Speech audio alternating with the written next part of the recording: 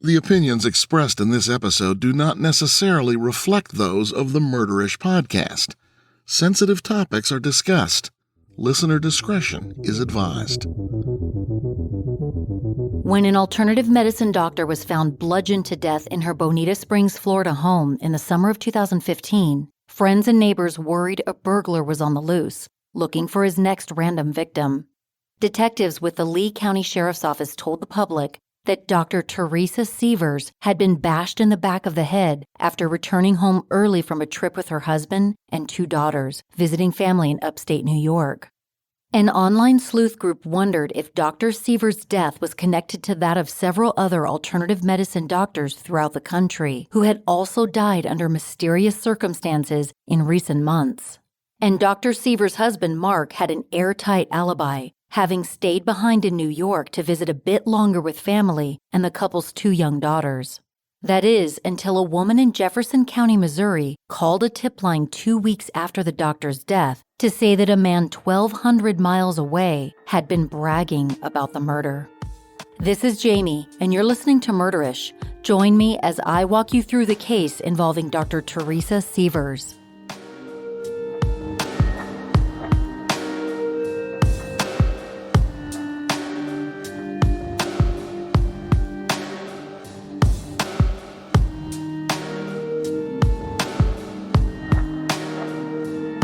Situated along the Gulf of Mexico, Bonita Springs is one of Florida's most beautiful and affluent suburbs just north of the Everglades in southwest Florida.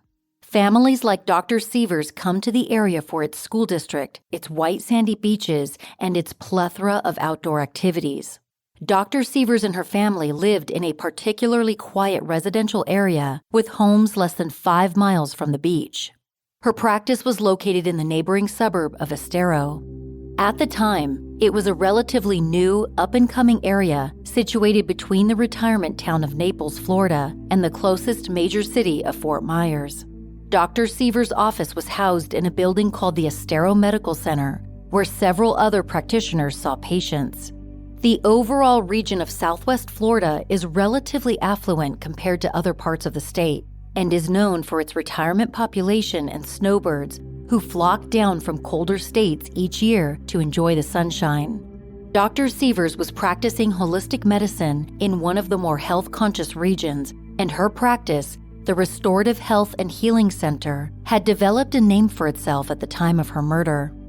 June 29, 2015 was a Monday morning, a day when Dr. Sievers would have arrived early at her practice in Estero, Florida.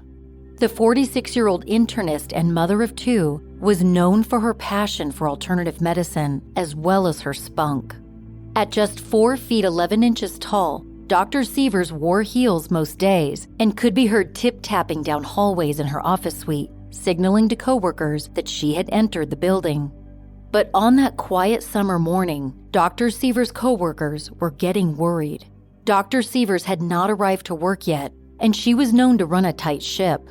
She wasn't answering her phone, and after some time had passed, coworkers made the decision to call Dr. Sievers' husband, Mark.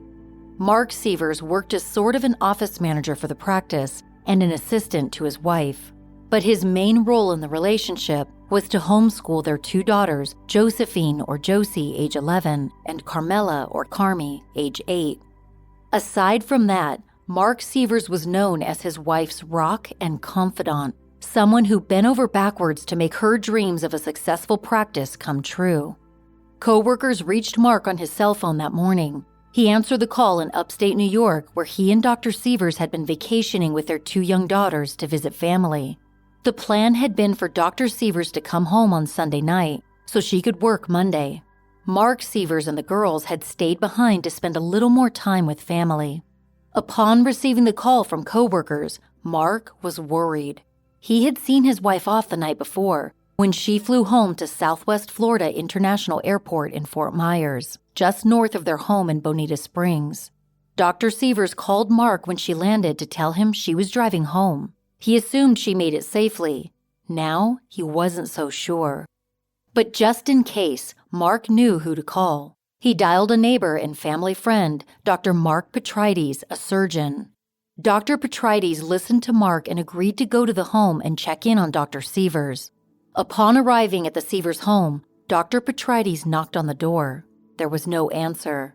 He tried again, waiting to hear Dr. Sievers come to the door in her signature heels or to hear the family's 2 dogs barking. Instead, there was silence. But through the window, he saw that the lights to the home were on, and Dr. Sievers' purse was on the kitchen countertop. He pounded on the door again. Still no luck. Then, with Mark Sievers' permission, Dr. Petrides made entry into the home through the garage with a code that Mark had provided by phone. Inside the garage, Dr. Petrides saw Dr. Sievers' car was parked. He walked past and opened the door to the home. The dogs ran out into the garage as he entered. Once inside, he need not look far. There on the floor in the kitchen, he found Dr. Sievers laying in a pool of blood, her skull bashed in from behind. Dr. Petrides rushed back out of the house through the garage, closing the dogs inside, and dialed 911.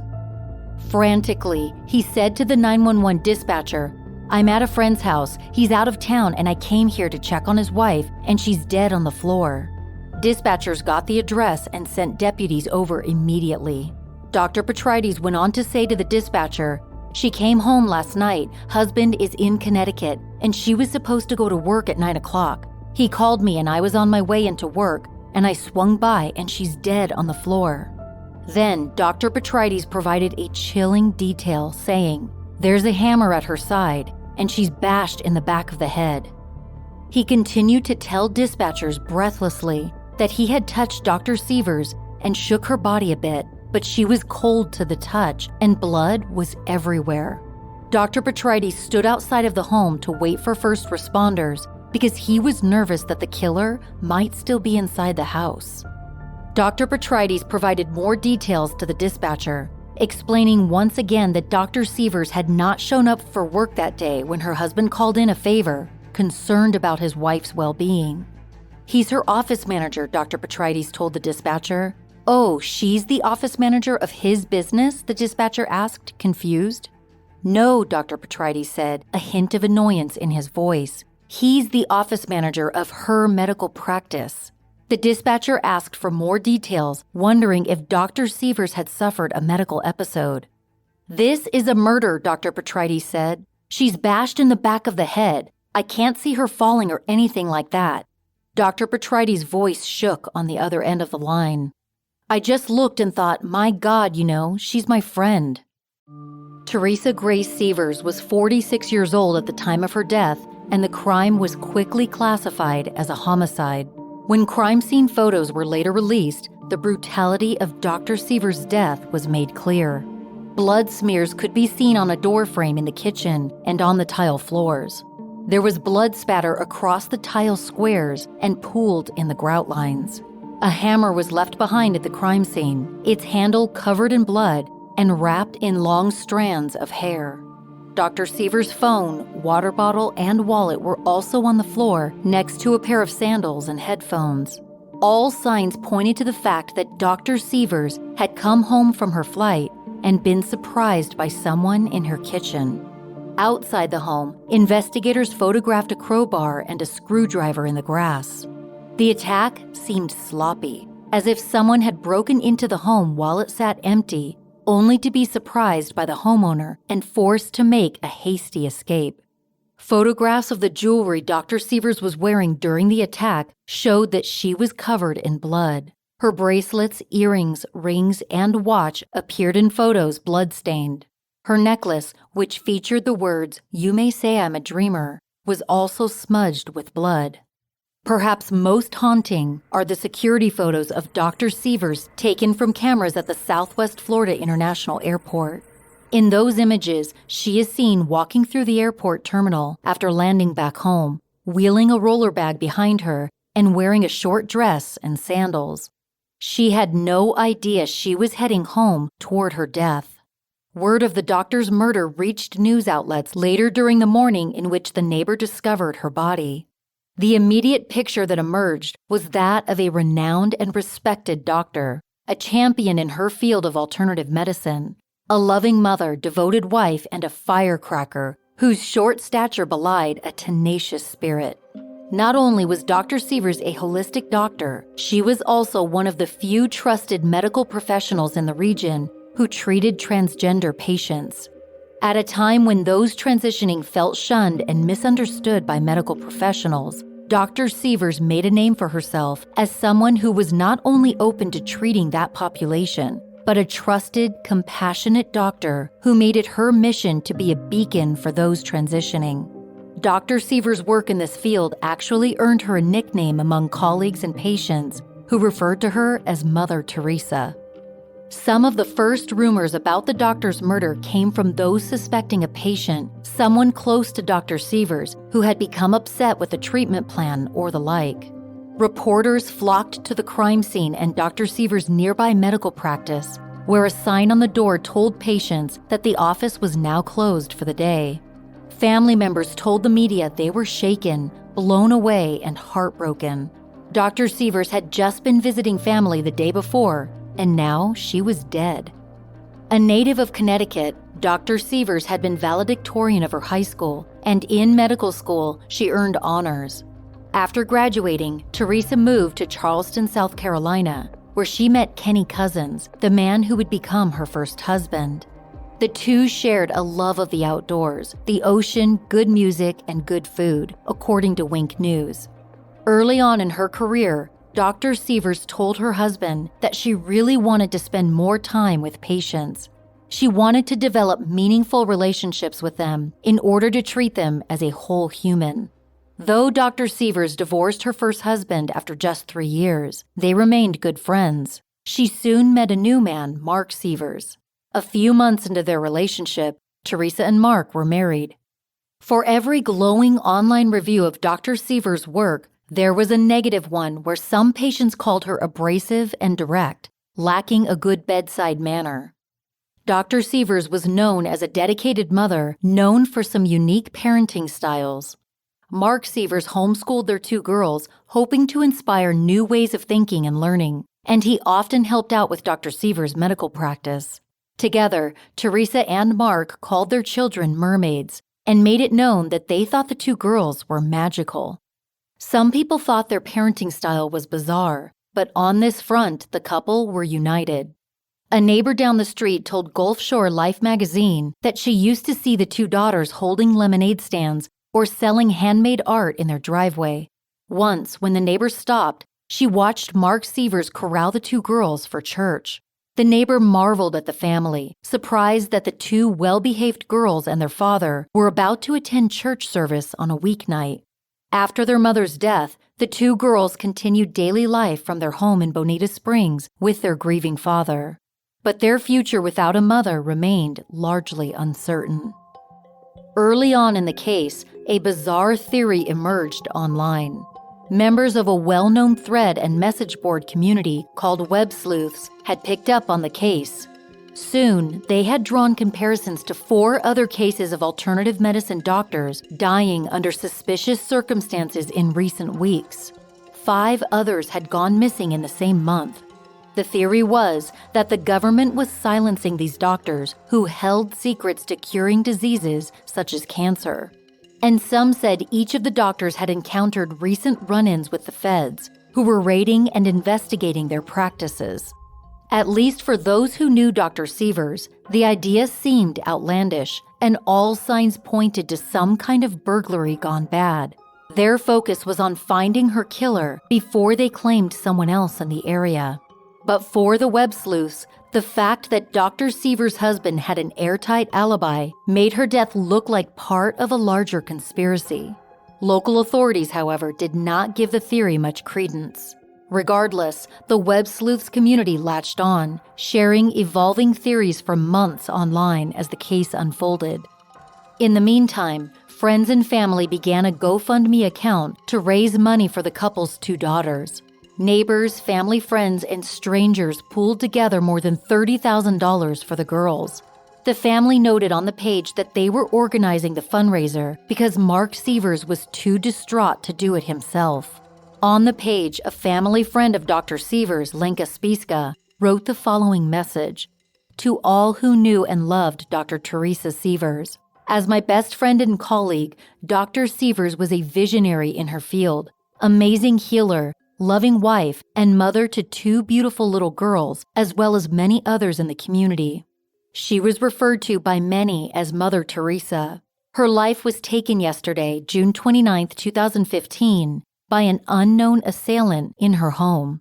Dr. Sievers was the primary family provider.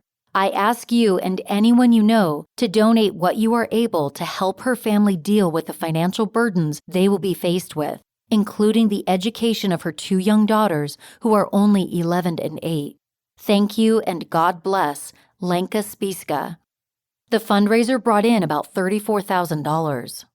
After a funeral was held for Dr. Sievers, a friend of hers didn't think things were adding up.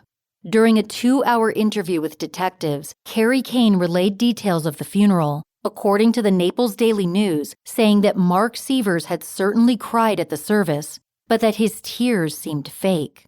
She also remembered how he had shared brutal details of the killing just days after his wife's death while hanging out at the beach. During the service itself, Mark's closest friend actually ran out of the funeral hall and never returned.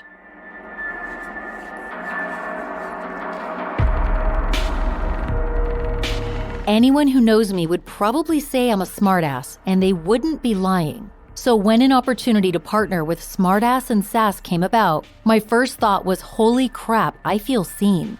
Smartass and Sass offers a monthly subscription for a curated box of snarky and trendy items, like their t-shirt that says, "Poof, I lost interest," or their sleep mask that says, "Do not disturb, I'm already disturbing enough."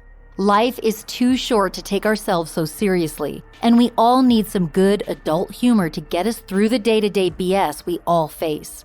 I'll admit that I often feel better after dropping an F-bomb or 2, or throwing up a middle finger when my husband tells me, "You missed a spot," after I mop the floors. Yeah, he thinks he's a regular comedian.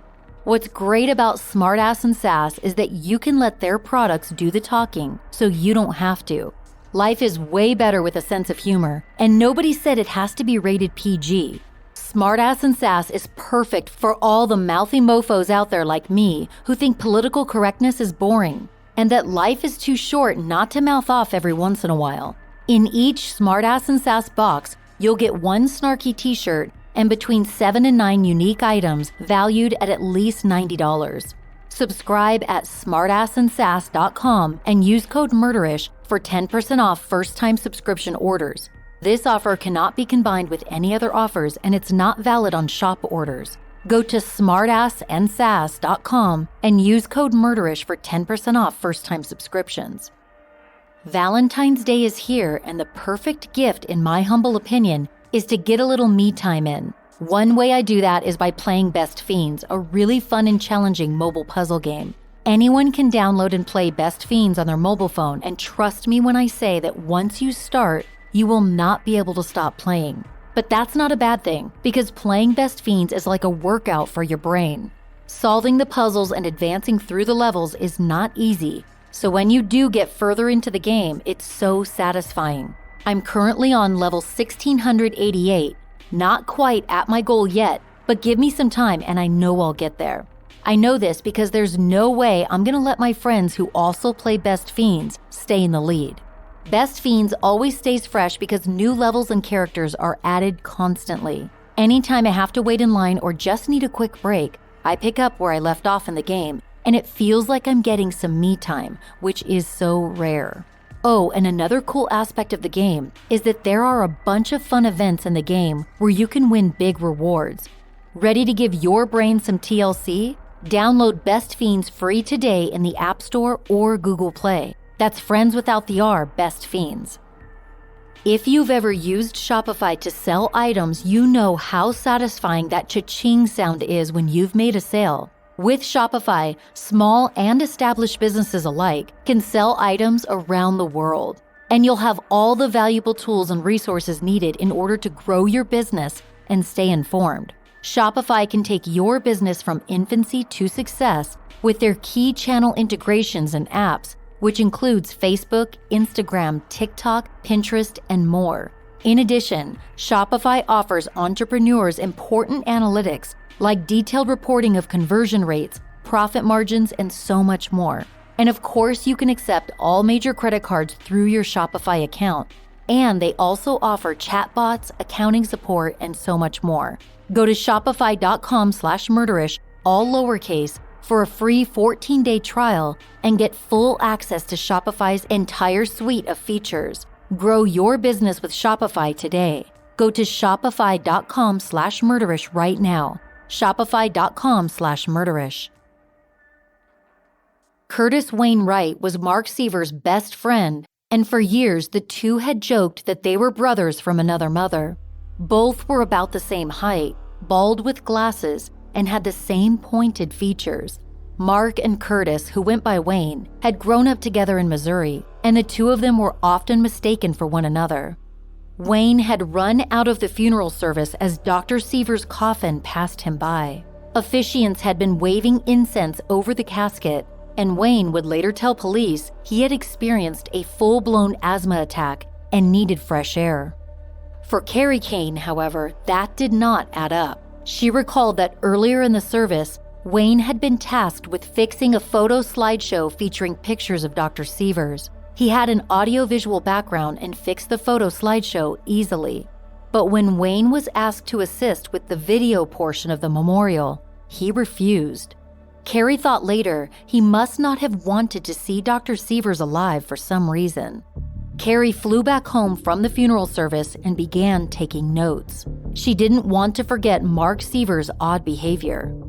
After his wife's funeral, Mark invited attendees back to his home to swim. Carrie said it seemed like he had forgotten they were in mourning. Another strange thing had occurred the same day. An unnamed witness told investigators they had seen Mark Sievers throwing away computers and paperwork at Dr. Sievers' practice just hours after his wife's memorial service was to be held. Then, a couple weeks after the murder, detectives at the Lee County Sheriff's Office in Southwest Florida received a tip. A woman in Jefferson County, Missouri, called to say that her boyfriend had been bragging about a murder. He had recently returned from a trip to Florida, where she said he had been paid to put a hit on a woman there. When he returned, he told his girlfriend that he had committed the murder with a hammer, and he had disposed of some of his clothing during a car ride with his girlfriend. The woman, Taylor Shoemaker, called investigators to share all that she knew. Later, during a sit-down interview, she revealed that her boyfriend, Jimmy Ray Rogers, had a nickname he went by. The nickname was even on his Facebook page. He liked to be called the Hammer or Hammer. Taylor Shoemaker had been dating Jimmy Ray Rogers, and together they had a child. Jimmy was friends with a man in Missouri named Curtis Wayne Wright. The two had met while they were incarcerated at the St. Genevieve County Jail in Missouri in 2010. One night, Wayne came over to the couple's home. He had a proposition for Jimmy. Taylor said she overheard the two of them discussing the situation. A man in Florida was going to pay Wayne to kill his wife, but he needed help. In exchange, Wayne would pay Jimmy $10,000 to accompany him to Florida and do the deed. Taylor recalled that Jimmy had indeed taken a trip to Florida. When he returned, he told her he had killed the woman with a hammer. After he got his money, he planned to buy a new truck. Taylor shared other details, too. She told investigators that after Jimmy returned from the trip, she noticed a cooler in his vehicle. Inside the cooler, there was a box of gloves, a hammer, dress shoes, and a jumpsuit that had been rolled up. He was also wearing a new t-shirt at the time, a red Budweiser shirt. According to transcripts of her interview with detectives, Taylor recalled that Wayne and Jimmy used a rental car to get to Florida, and they talked on burner phones during that time. Occasionally, Jimmy would call or text his girlfriend from the road to check in. Jimmy's employer, Jeff Conway, recalled that Jimmy had been planning to take some time off of work for weeks beforehand, talking about a trip to Florida. With this information, deputies were able to look into the GPS data from the rental car Curtis Wayne Wright had secured for the trip. All of the information was there, down to the exact home address of Dr. Teresa Sievers. After investigators visited the couple's home to ask questions about the case, that's when Taylor said Jimmy got spooked.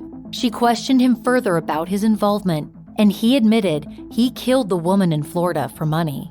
He also told her that he needed to destroy some of the evidence. Together, they took a ride in Jimmy's car, and Jimmy had Taylor throw his blue jumpsuit and the gloves from the cooler out the window. He wanted Taylor to throw the items into the river as they drove past, but Taylor told detectives her timing was off. The items landed in the grass instead. Later, she was able to lead investigators to the road where the items remained. They were bagged for evidence. During that same car ride, Taylor said Jimmy also drenched his phone in water, then broke it into tiny pieces to destroy any evidence contained on it. Taylor Shoemaker's information cracked the case wide open for deputies, who quickly moved to arrest both of the men. When news of a break in the case reached Florida, a new mystery soon began to unfold. Why would two men drive more than 1,200 miles to kill a woman in Florida? Weeks after the murder, after investigating the bizarre case behind the scenes, the Lee County Sheriff's Office finally announced the arrest of Jimmy Ray Rogers, 29, and Curtis Wayne Wright, 47, on August 27, 2015, in Hillsborough County, Missouri. The two men were arrested in their home state with plans for a speedy extradition to Florida. Friends of the family were quick to point out that Curtis Wayne Wright was a longtime childhood friend of Dr. Sievers' husband. In fact, he had done some IT work for her medical practice, and he shared an uncanny resemblance to Mark Sievers. Initially, in high school, the two looked much different, but as they aged and lost their hair, both opted for glasses and settled into middle age with similar facial features. About 2 months later, on October 15th, Curtis Wayne Wright was extradited to Florida. Reporters scrambled to piece together the connection between two men in Missouri and a woman in Florida. Had there been an affair between Dr. Sievers and Curtis Wayne Wright? Did Mark know? And who was Jimmy Ray Rogers? Behind the scenes, the family of Dr. Sievers were reeling. For his part, Mark Sievers maintained that he knew nothing of the murder and continued to care for his two daughters. But suspicion was mounting among Dr. Sievers' family, neighbors, and the public that he likely had something to do with the case. Soon after the arrest of the two men in Missouri, documents detailing the investigation were made public.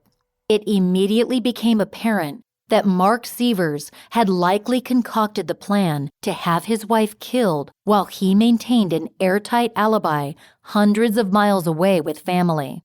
In the released documents, reporters learned that Taylor Shoemaker had also provided deputies with information regarding how the murder was likely planned. She said that during Curtis Wayne Wright's wedding, 2 months prior to the murder, Mark Sievers met Jimmy for the first time. And also during that wedding, Mark and Wayne spent about 2 hours in a closed room discussing details of what Taylor later realized was likely the murder-for-hire plot. Dr. Sievers was not at Wayne's wedding at the time, so Mark also took the opportunity to talk about all of the problems the two of them were having in their marriage. Taylor told detectives that Mark Sievers didn't know that Wayne had hired Jimmy to take part. In fact, Jimmy and Mark Sievers didn't know each other until the wedding, and on that day, they had a tense altercation. Taylor told deputies that Mark pulled into a parking spot at the venue and had to back out again to adjust. When he did, Jimmy and Taylor pulled into the spot, and Mark sped off in a huff. Startling details about Curtis Wayne Wright soon emerged. Not only was he a known felon, he was also an active person of interest in a cold case involving the disappearance of a Missouri minister. Reporters at the Naples Daily News uncovered details about the case, which originated in 1996. At that time, Wayne was friends with a man named Ronnie Bolin, who was a minister in Hillsborough, Missouri. Ronnie Bolin was just 33 years old when he went missing in July of 1996. Investigators found his abandoned 1988 Subaru, which had been left at a car wash with the keys inside, but his body was never found. It is believed that Ronnie Bolin was killed, and the last man who saw him alive was Curtis Wayne Wright. Investigators questioned him several times throughout the investigation, but Wayne maintained his innocence. The case of Ronnie Bolin remains unsolved. While Curtis Wayne Wright and Mark Sievers had been careful to use burner phones and speak in code while plotting the murder, the execution of the crime itself was sloppy. Investigators were able to retrieve GPS data from a rental car the two killers used to travel from Missouri to the crime scene on Jarvis Road in Bonita Springs. They used credit cards at a Walmart nearby and were caught on surveillance footage purchasing last-minute items: a lock-picking kit, trash bags, towels, wipes, and shoes. The two suspects' cell phones also pinged off towers all along the travel route, which investigators gathered through subpoenas.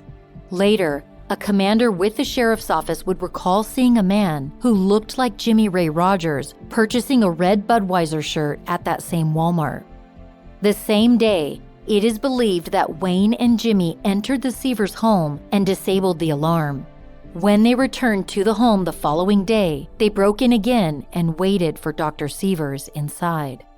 Perhaps most chilling is that the GPS data showed the two men had found time during their trip to visit a local beach. Investigators were especially puzzled over one detail of the case. They realized that Mark had planned the murder to take place while his own mother took care of the family's two dogs at the house while they were out of town. That meant that Bonnie Sievers had to make a few trips to the home each day to feed the dogs, Nana and Lucy, and let them out. She was given instructions during that time regarding how to arm and disarm the home's security system. But on the night Dr. Sievers came home from the airport, the alarm didn't trip. Nothing warned her that there were two men inside of her home. Bonnie would later tell investigators that she had trouble that night setting the alarm, so she called her son Mark for help. He told her not to worry about the alarm that night. A couple hours later, Jimmy and Wayne came back to the house to wait for Teresa. Before she knew her son was involved, Bonnie told investigators that she felt guilty for not having been able to set the alarm. Her guilt was misplaced, but her son did nothing to dispel it. Instead, he let his mother believe that two men had been able to break in unnoticed instead of by design. Shockingly, Bonnie Sievers was not told when to visit the home based on the time Wayne and Jimmy were there, so it's possible that she could have walked in on them and become the unintended victim. Details of the case were made public in December of 2015, and by then, everyone knew Mark Sievers had been in on it. The question was whether he would be arrested. As the public waited for the imminent arrest of Mark Sievers, his neighbors grew anxious. They were living next to someone who had apparently arranged for the murder of his own wife, and there he was, living next door with his two daughters as if nothing had happened. Neighbors were worried that he might have an outburst or hurt one of the children. They were also worried that Mark might retaliate against them. Slowly, people in the neighborhood began sharing stories with news outlets. A few of them told reporters that they had occasionally overheard Mark Sievers arguing with his wife, and a few times he acted so oddly that one neighbor changed the locks on her doors twice. Now the behavior had escalated. Neighbors said Mark leered at them in the yard and shouted when they looked his way or smirked when he felt them watching him. Behind the scenes, the Florida Department of Children and Families was investigating to determine whether Mark should maintain custody of his daughters. Months prior, over the summer, Dr. Sievers' sister had a tense encounter with Mark.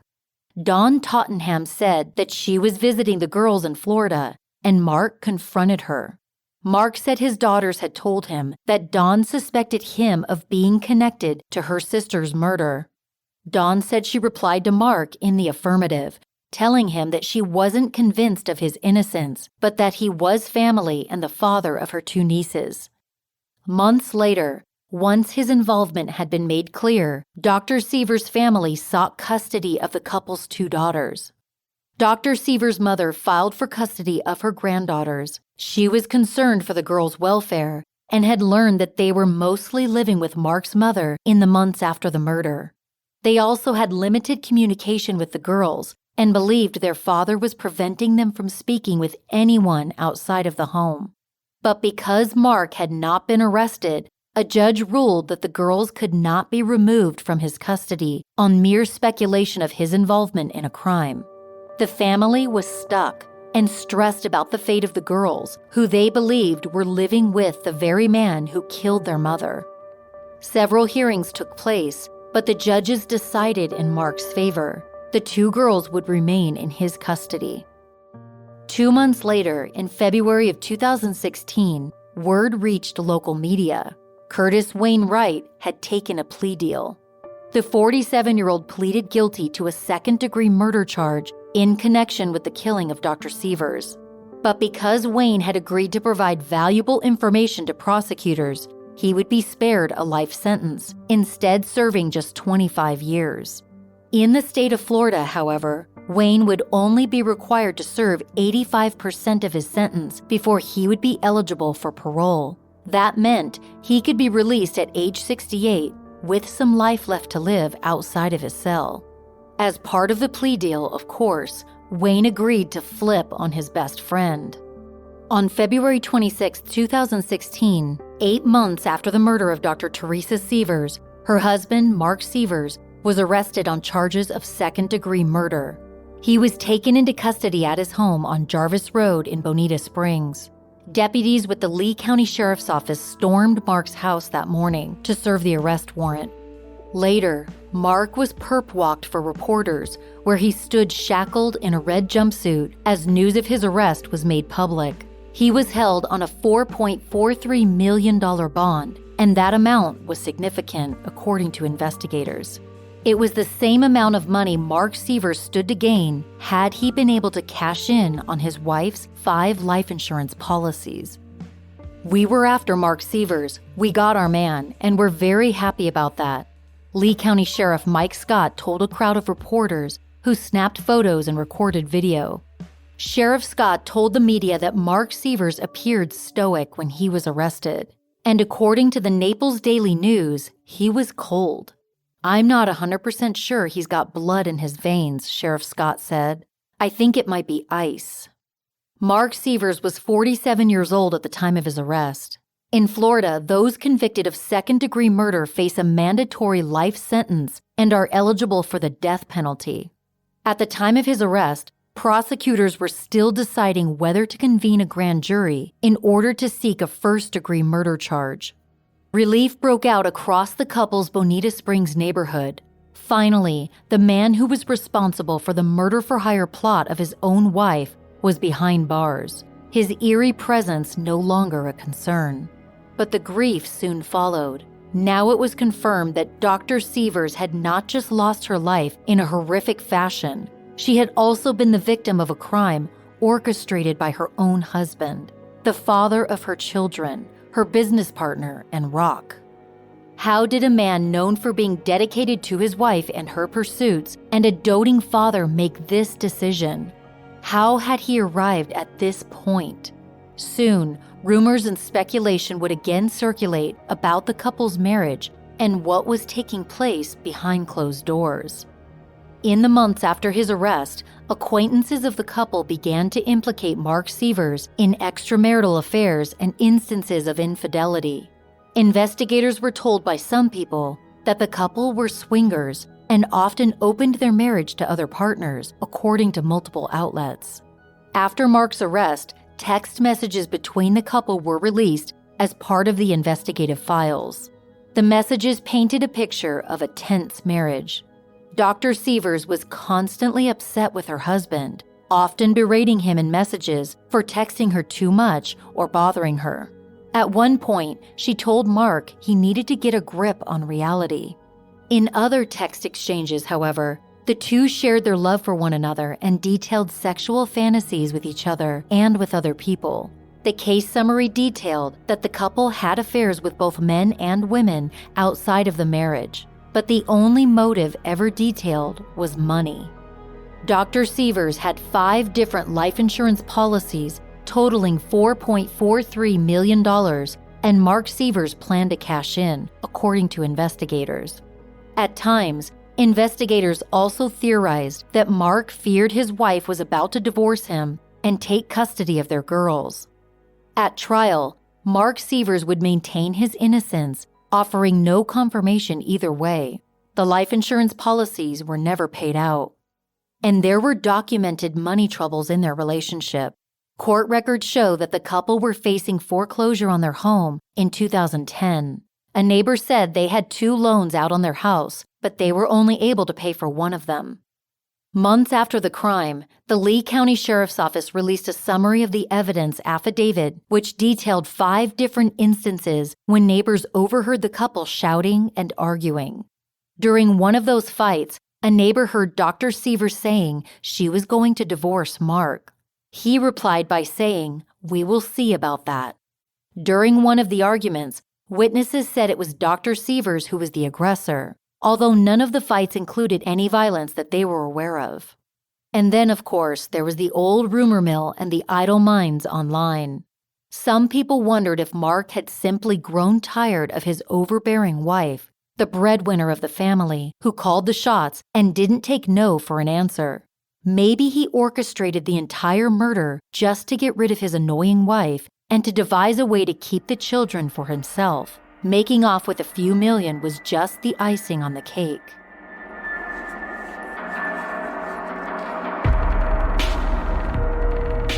I read labels for food and my skincare products, which is what led me to Thrive Cosmetics. They make effective beauty and skincare products with clean ingredients. My skincare routine includes Thrive Cosmetics' Defying Gravity Eye Lifting Cream and their Overnight Sensation Brightening Sleep Mask, which I use about 2 times per week. The eye lifting cream lifts and tightens, but it also minimizes dark circles. The sleep mask feels so good on my skin, and after I rinse it off in the morning, my face feels rejuvenated and hydrated, probably because the mask is packed with antioxidants. Thrive Cosmetics is a company with a cause. It's actually right in their company name. With every product sold, Thrive Cosmetics donates to a woman emerging from homelessness, surviving domestic abuse, and other worthy causes. Now is a great time to try Thrive Cosmetics for yourself. Right now, you can get 15% off your first order when you visit thrivecosmetics.com/murderish. That's THRIVECAUSEMETICS.com/murderish for 15% off your first order. Best known for their aluminum-free deodorant, Native makes personal hygiene products with ingredients you can pronounce. I've been using Native's coconut vanilla scented deodorant, and it smells delicious. Not only that, it works all day long, even in the Southern California climate, where the sun is always shining. Recently, Native collaborated with Baked by Melissa with a fun collection of scents that include fresh peach cupcake, ginger lemonade, tie-dye vanilla cupcake, and more. If you're ready to switch to a clean personal hygiene routine, check out Native's website, where you can take a look at their yummy scents and throw a bottle of their moisturizing body wash into your cart while you're at it. Smell and feel fresh all day long with Native. Get 20% off your first order by going to nativedeo.com/murderish or use promo code MURDERISH at checkout for 20% off your first order. If you value your time, and you should, don't stand in line unnecessarily when you can automate your process. With Stamps.com, you can print official postage from anywhere on your computer. From there, just print the label, slap it onto your package, place the package into your mailbox, and be done with it. You can even schedule a pickup from your house. Over 1 million businesses have realized the value of Stamps.com and have saved countless hours. Not only that, you'll save money with your Stamps.com account because they offer discounts of up to 40% off USPS rates and up to 76% off UPS. Stop overpaying for shipping with Stamps.com. Sign up with promo code MURDERISH for a special offer that includes a 4-week trial, free postage, and a digital scale. No long-term commitments or contracts. Just go to Stamps.com, click the microphone at the top of the page, and enter code MURDERISH. Because Curtis Wayne Wright opted for a plea deal in exchange for a guilty plea, he never went through trial. Instead, the first of the three men to go on trial was Jimmy Ray Rogers.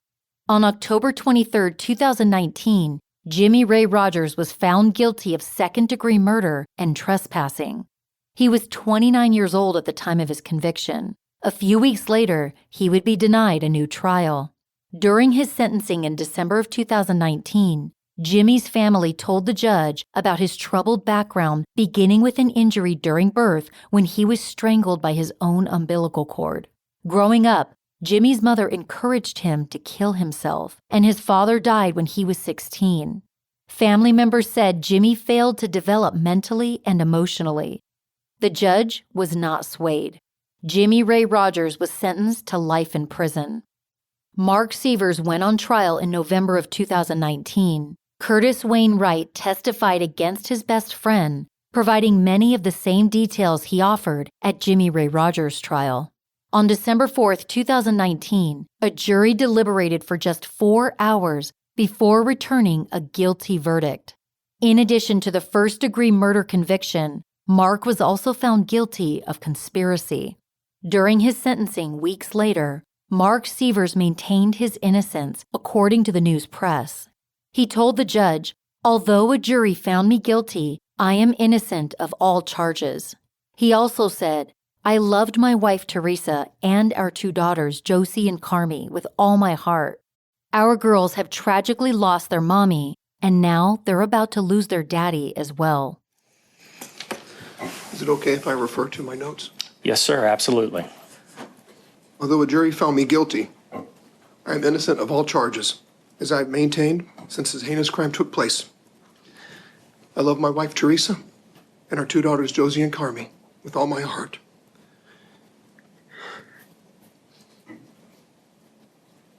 Our girls have tragically lost their mommy, and now they're about to lose their daddy as well.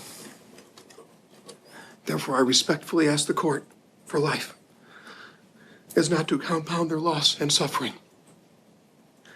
I am grateful, however, that the court can only determine my fate on earth, while my soul is in God's hands, and God knows the truth.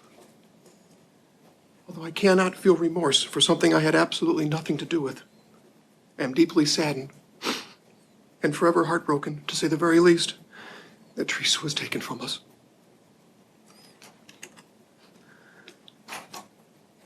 Teresa is my soulmate. I will miss her and cherish our memories until we are reunited in heaven. Until then, I will fight this wrongful conviction until I am proven innocent and set free to rejoin my family. Nothing further from the defense. During the sentencing hearing, one of Mark's daughters pleaded with the judge not to sentence her father to death. During the emotional plea, she said that while she did not want to have a relationship with her father at that time, she might want to in the future. To commit him to death would deny her that chance. The judge listened, but ultimately decided Mark Sievers' crimes were too severe. The judge then sentenced Mark Sievers to death. He was sentenced to 30 years for the conspiracy charge, to be served concurrently. Mark Sievers was transferred to death row after his conviction. Then in December of 2021, he requested a new trial, claiming new evidence had come up and proved his innocence. A decision is still pending on the new trial, and a previous request in 2019 also remains pending. Mark's defense attorneys claim they have a letter from Jimmy Ray Rogers stating that Curtis Wayne Wright killed Dr. Sievers after she refused to let him stay at her home. He also wrote that there was no murder conspiracy involving Mark Sievers. In 2017, the city of Bonita Springs placed a lien on the Sievers home on Jarvis Road for a mowing violation. Neighbors complained of the unkempt lawn while Mark was in jail. That same year, Mark Sievers was deemed unfit to serve as the trustee of the Sievers Family Trust. Instead, Dr. Sievers' brother, Patrick Tottenham, was placed into that role in order to see to it that assets were allocated appropriately. Dr. Sievers' 2 daughters are named as beneficiaries of the family trust, so all assets will go to them, including payouts from the life insurance policies. Eventually, the Sievers' abandoned home was sold, and neighbors said that that event could not come soon enough. Given the horrifying event that took place inside, the house was spooky. And due to it sitting empty, the house was also falling apart. The fence was covered in algae and it sagged. The home had become a huge eyesore, and of course, finding a buyer would be a challenge. The murder was still fresh in everyone's minds, and whoever bought the house would be buying a crime scene. Eventually, though, the property got a new owner, and the neighbors said they planned to embrace whoever moved in, happy to put that scary period behind them.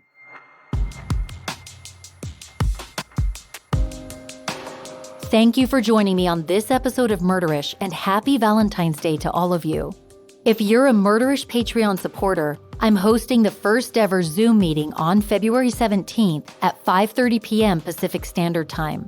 The Zoom meeting is a special perk for Patreon supporters, so if you're currently in that category, you should have already received a notification and a link to join the Zoom meeting.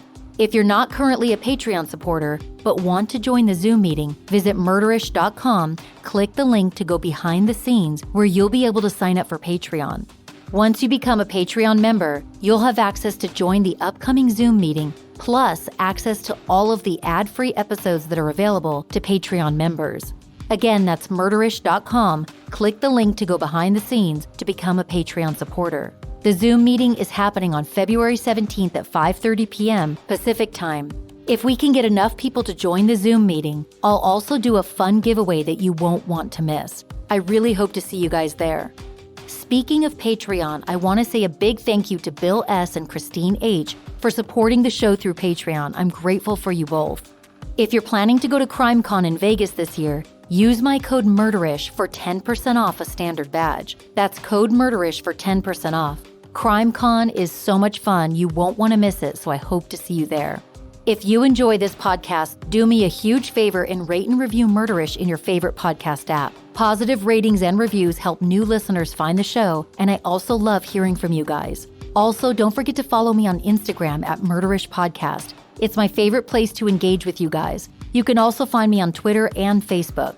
Check out murderish.com if you want to buy Murderish t-shirts, face masks, coffee mugs, and more. Murderish sound design and audio editing is by Justin Hellstrom. Some of the music was composed by Nico of We Talk of Dreams. This episode was researched and written by Christine Gill. Stick around after the closing music and ads to hear a list of sources used for this episode. As always, Ishers, thank you for joining me on this episode of Murderish. And remember, listening to this podcast doesn't make you a murderer. It just means you're murder-ish.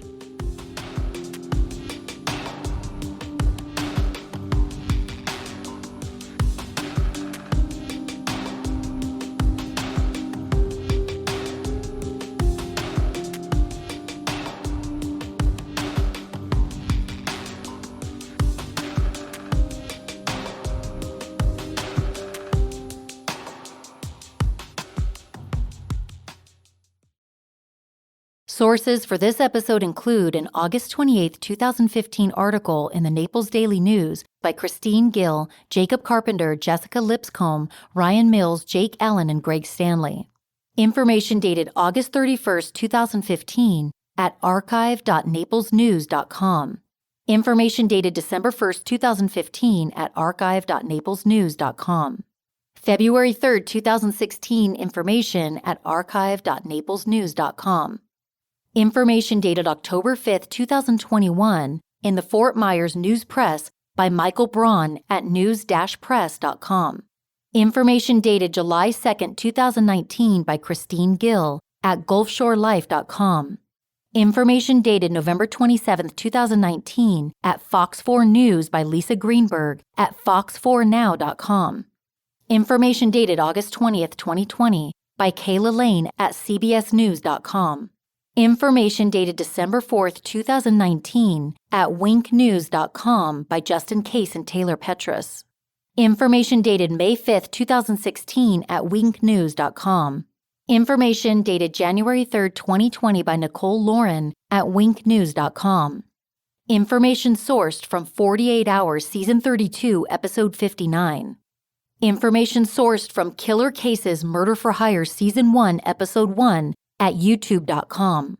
Information dated July 4, 2015 by Sophie Jane Evans at dailymail.co.uk/news/article.